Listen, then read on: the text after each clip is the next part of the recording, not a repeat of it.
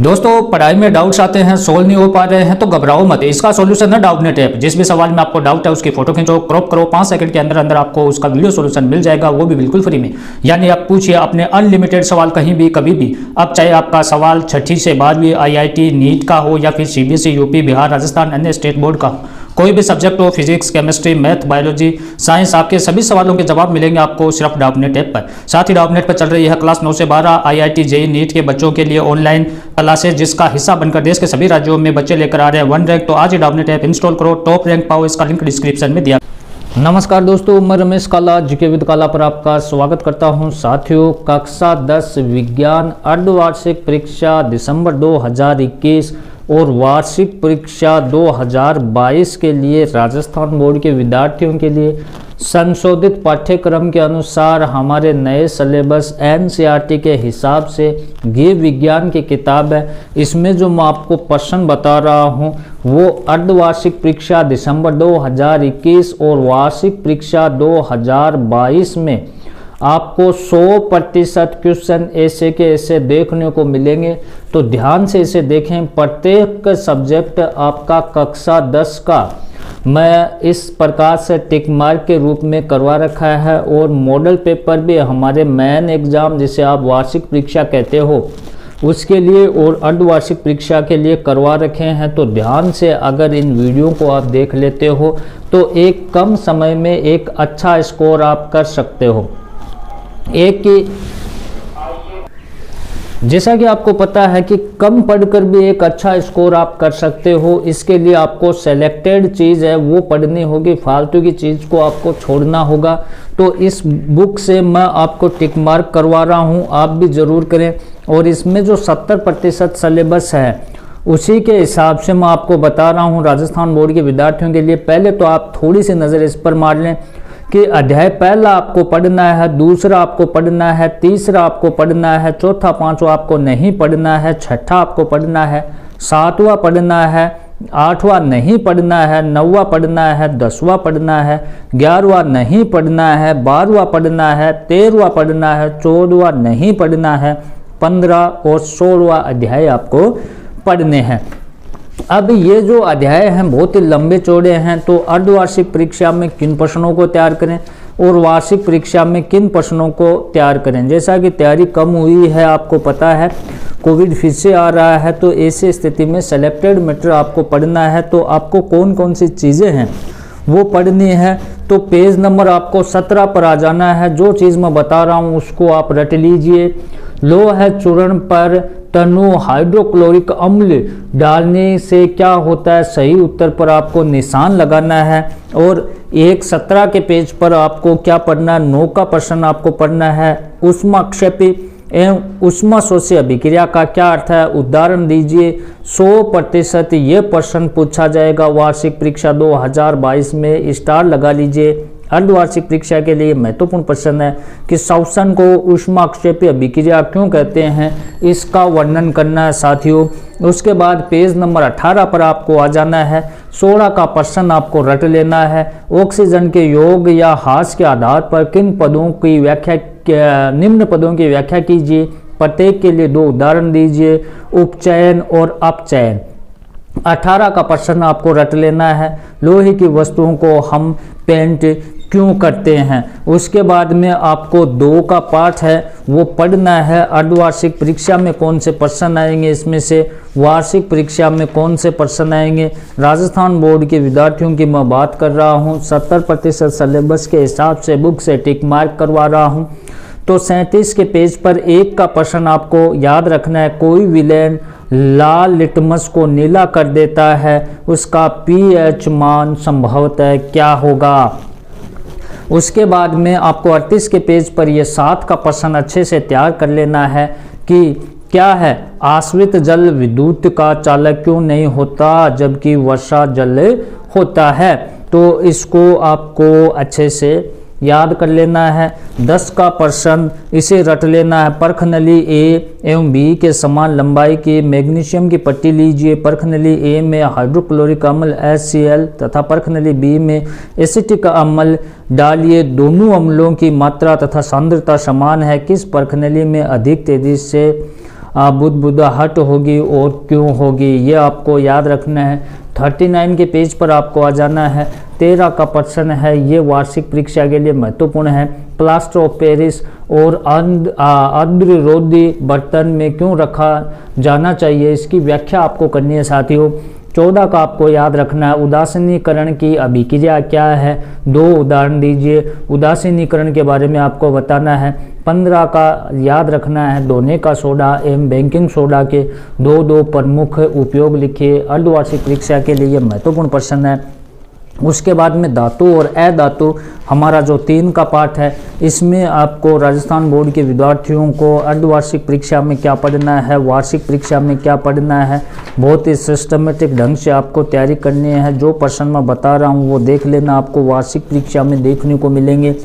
और देखो अर्धवार्षिक परीक्षा के लिए महत्वपूर्ण प्रश्न है, लोहे की फ्राइंग पैन को जंग से बचाने के लिए निम्न में से कौन सी विधि उपयुक्त है, यह आपको बताना है। एक 4 का प्रश्न आपको अच्छे से रट लेना है, खाद्य पदार्थ के डिब्बों पर जिंक के बजाय टिन का लेप होता है, क्यों होता है।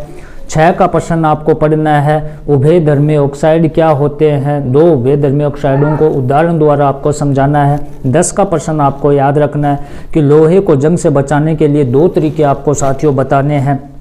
16 का प्रश्न आपको रट लेना है, गर्म जल का टैंक बनाने में तांबे का उपयोग होता है परंतु इस्पात लोहे की मिश्रातु का नहीं, इसका कोई कारण बताना है आपको। उसके बाद में 4 का 5 का पाठ आपको नहीं पढ़ना है, सीधा 6 का पाठ आपको जैव प्रक्रम पढ़ना है। अब जैव प्रक्रम से बनने वाले जो प्रश्न हैं उसको, ये जैव प्रक्रम अर्धवार्षिक परीक्षा में क्या क्या पढ़ना, अर्धवार्षिक परीक्षा और वार्षिक परीक्षा दोनों के लिए मैं टिक मार्क करवा रहा हूँ।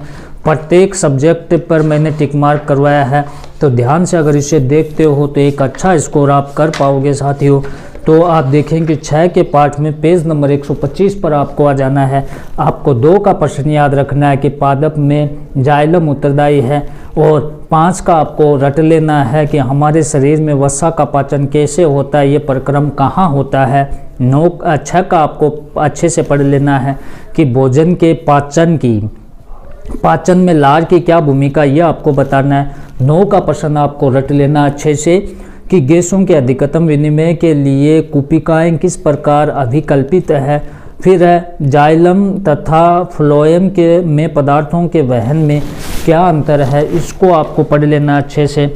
उसके बाद नियंत्रण और समन्वय हमारा 7 का जो पाठ है, अर्धवार्षिक परीक्षा और वार्षिक परीक्षा के लिए महत्वपूर्ण प्रश्न आपको वेरी मोस्ट इंपॉर्टेंट क्वेश्चन मैं दे रहा हूँ। विज्ञान में इन्हीं प्रश्नों को अच्छे से आप तैयार करें। निम्नलिखित में से कौन सा पादप हार्मोन है, 3 का आपको पढ़ना है, मस्तिष्क उत्तरदायी है किसके लिए। 4 का अच्छे से रट लेना है, वार्षिक परीक्षा के लिए हमारे शरीर में ग्राही कार्य का क्या कार्य है, ऐसी स्थिति पर विचार कीजिए जहां ग्राही उचित प्रकार से कार्य नहीं कर रहे हैं, क्या समस्याएं उत्पन्न हो सकती है। 8 का आपको अच्छे से तैयार कर लेना है कि पादप में रासायनिक समन्वय किस प्रकार होता है। 12 का है छुई मुई पादप में गति तथा हमारी टांग में होने वाली गति के तरीके में क्या अंतर आपको है। 8 का आपको नहीं पढ़ना है। उसके बाद में आपको 9 का आनुवंशिकता एवं जैव विकास ये पढ़ना है। तो आनुवंशिकता और जैव विकास में कौन कौन से प्रश्न हमारे अर्धवार्षिक परीक्षा के लिए, कौन से प्रश्न हमें वार्षिक परीक्षा के लिए अच्छे से तैयार करने हैं। जो मैं प्रश्न आपको बता रहा हूँ उनको अगर आप पढ़ लेते हो तो एक अच्छा स्कोर आप विज्ञान में कर पाओगे साथियों। तो पेज नंबर आपको 174 पर आ जाना है। 2 का प्रश्न समजात अंगों का उदाहरण है, इसको आपको रट लेना है। 4 का आपको पढ़ना है, एक अध्ययन से पता चला है कि हल्के रंग की आंखों वाले बच्चों के जनक मतलब माता पिता की आंखें भी हल्के रंग की होती है। इसके आधार पर क्या हम कह सकते हैं कि आंखों के हल्के रंग का लक्षण प्रभावी है या अप्रभावी है। अपने उत्तर में आपको व्याख्या देनी है। 5 का आपको रट लेना साथियों, जैव विकास का वर्गीकरण के अध्ययन क्षेत्र किस प्रकार परस्पर संबंधित है। 6 का आपको रट लेना है कि समजात तथा समरूप अंगों के उदाहरण देकर आपको बताना है। 12 को अच्छे से पढ़ना है कि केवल वे विभिन्नताएं जो किसी एकल जीव व्यष्टि के लिए उपयोगी होते हैं समष्टि में अपना अस्तित्व बनाए रखते हैं। क्या आप इस कथन से सहमत है, क्यों है, और है तो क्यों है, और नहीं है तो क्यों नहीं है। उसके बाद में हमारा ये जो 10 का पाठ है प्रकाश परावर्तन और अपवर्तन, ये हमारे अर्धवार्षिक परीक्षा में भी पूछा जाएगा और वार्षिक परीक्षा में भी पूछा जाएगा। ध्यान से विज्ञान में जो मैं प्रश्न बता रहा हूँ, प्रत्येक सब्जेक्ट में मैं जो प्रश्न बता रहा हूँ कक्षा 10 के लिए, उनको अगर आप तैयार कर लेते हो तो एक अच्छा स्कोर आप 2022 की परीक्षा में कर पाओगे साथियों। तो इसमें आपको कौन कौन से प्रश्न हैं वो पढ़ने, पेज नंबर 204 पर आपको आ जाना है। निम्नलिखित में से कौन सा पदार्थ लेंस बनाने के लिए प्रयुक्त नहीं किया जा सकता है, ये प्रश्न आपको पढ़ना है। उसके बाद 205 पर आपको ये 5 का प्रश्न पढ़ना है। किसी दर्पण से आप चाहे कितनी भी दूरी पर खड़े हो, आपका प्रतिबिंब सदैव सीधा प्रतीत होता है, संभवतः दर्पण कौन सा है साथियों। उसके बाद में पेज नंबर 206 पर आपको आ जाना है। ये 9 का प्रश्न आपको रट लेना है। किसी उत्तल लेंस का आधा भाग काले कागज से ढक दिया गया, क्या ये लेंस किसी बिंब का पूरा प्रतिबिंब बना पाएगा? अपने उत्तर के प्रयोग द्वारा जांच कीजिए, अपने प्रेक्षणों की व्याख्या कीजिए। 12 का आपको रट लेना है। 15 सेंटीमीटर फोकस दूरी के किसी उत्तल दर्पण की कोई बिंब 10 सेंटीमीटर की दूरी पर है तो प्रतिबिंब की स्थिति की प्रकृति आपको ज्ञात करनी है। और ये 16 का प्रश्न है, ये वार्षिक परीक्षा में 100% पूछा जाएगा, इसके आप स्टार लगा लीजिए। 11 का हमें नहीं पढ़ना है। फिर आपको पढ़ना है 12 का, जिसका नाम है विद्युत। और 12 का पाठ है विद्युत से कौन कौन से प्रश्न अर्धवार्षिक परीक्षा में पूछे जाएंगे, कौन से वार्षिक परीक्षा में पूछे जाएंगे, उनको टिक मार्क कर लें, अच्छे से उनको रट लें। और ध्यान रखें कि इन्हीं प्रश्नों में से हमारे अर्धवार्षिक परीक्षा और वार्षिक परीक्षा में प्रश्न पूछे जाएंगे। 246 पर आपको आ जाना है और आपको ये 2 का प्रश्न याद रखना। निम्नलिखित में से कौन सा पद विद्युत परिपथ के विद्युत शक्ति को निरूपित नहीं करता है। 5 का प्रश्न आपको रट लेना है। किसी विद्युत परिपथ में 2 बिंदुओं के बीच विभवांतर मापने के लिए वोल्टमीटर को किस प्रकार संयोजित किया जाता है। 9 का प्रश्न आपको अच्छे से रट लेना है। और उसके बाद 15 का प्रश्न आपको रट लेना है और 17 का प्रश्न आपको रट लेना है। ये टिक मार्क हमें करने हैं। 13 का विद्युत धारा के चुंबकीय प्रभाव, इसमें भी अर्धवार्षिक परीक्षा और वार्षिक परीक्षा दोनों में पूछे जाएंगे, क्योंकि ये 70% सिलेबस के हिसाब से हमारे सिलेबस में है। तो इसमें आपको पेज नंबर 269 269 पर आपको आ जाना है। विद्युत धारा उत्पन्न करने के लिए युक्ति को क्या कहते हैं, ये आपको 3 का याद रखना है। 5 का याद रखना है। लघु पतन के समय परिपथ में विद्युत धारा का मान क्या होता है। 7 का आपको रट लेना है साथियों। 7 का प्रश्न 270 के पेज पर चुंबकीय क्षेत्र को उत्पन्न करने के 2 तरीकों की सूची बनाइए।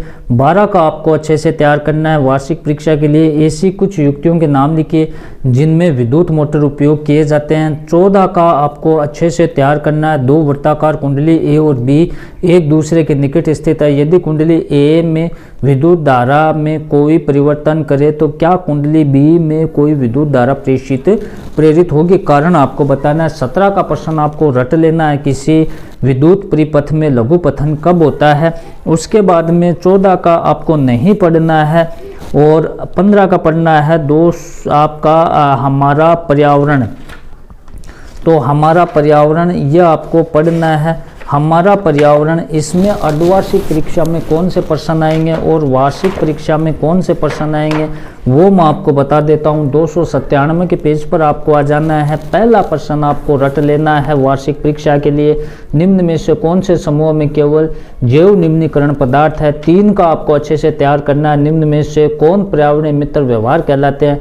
5 का वार्षिक परीक्षा और अर्धवार्षिक परीक्षा दोनों के लिए महत्वपूर्ण है साथियों।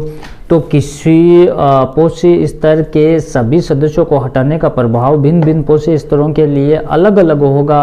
क्या किसी पोषी स्तर के जीवों को पारितंत्र को प्रभावित किए बिना हटाया संभव है। 7 का आपको रट लेना है। हमारे द्वारा उत्पादित अजैव निम्नीकरण कचरे में कौन सी समस्या उत्पन्न होती है। 9 का आपको रट लेना अच्छे से। ओजोन परत की क्षति हमारे लिए चिंता का विषय क्यों है, इस क्षति को सीमित करने के लिए क्या कदम उठाए गए हैं। 16 का आपको पढ़ना है। अर्धवार्षिक परीक्षा और वार्षिक परीक्षा दोनों में प्रश्न पूछा जाएगा 16 के पाठ से। तो कौन कौन से प्रश्न हैं वो पूछे जाएंगे इसमें, तो ध्यान से मैंने प्रत्येक सब्जेक्ट को टिक मार्क करवाया है। प्रत्येक सब्जेक्ट को अगर आप देख लेते हो तो अच्छा स्कोर आप कर पाओगे। 314 के पेज पर आपको आ जाना है। एक का प्रश्न आपको याद रखना, अपने घर को पर्यावरण मित्र बनाने के लिए आप उनमें से कौन कौन से परिवर्तन सुझा सकते हैं। एक 5 का अकेले व्यक्ति के रूप में आप विभिन्न प्राकृतिक उत्पादों की खपत कम करने के लिए क्या कर सकते हैं। और एक 7 का प्रश्न, ये प्रश्न आपको रट लेने हैं विज्ञान में, तो विज्ञान में एक बेहतरीन स्कोर कर पाओगे। अर्धवार्षिक परीक्षा और वार्षिक परीक्षा दोनों में इन्हीं प्रश्नों में से प्रश्न देखने को मिलेंगे। तो अच्छे से तैयार करें। चैनल पर नए हैं तो इसको सब्सक्राइब कर लें। धन्यवाद साथियों।